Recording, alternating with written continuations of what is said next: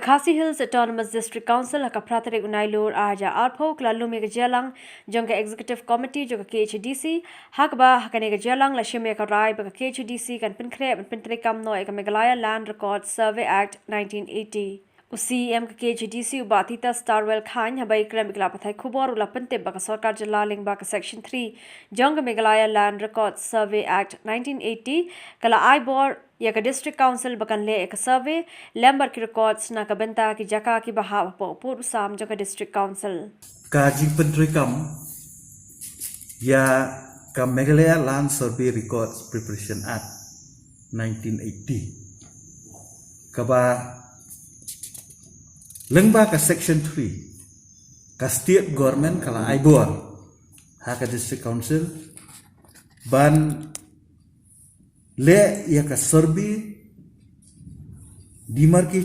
demarcation define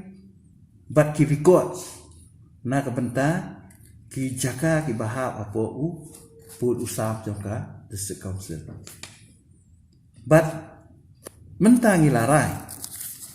ba lengba kani ka act lengba kani section 3 ngin pentri kam no shwa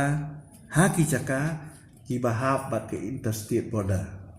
kemudian haki jaka ki badan haka border area paro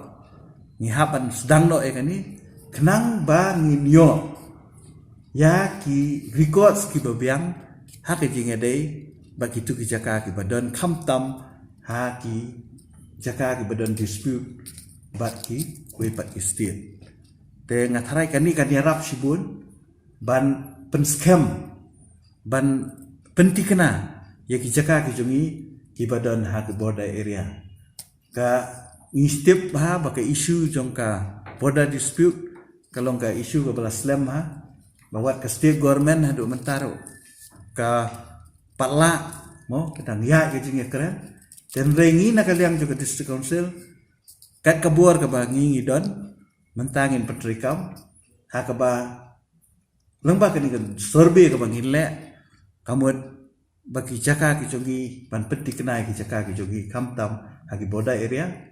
namar kuma fitip ki briu ki jogi ki basyong hagi than border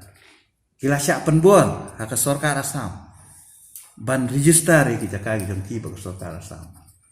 tena takadau kaso kani kan long ka jingdo nong ka bakrau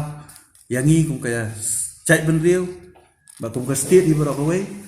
hagi jingidai bagi jaka puta ki badan haka hagi border area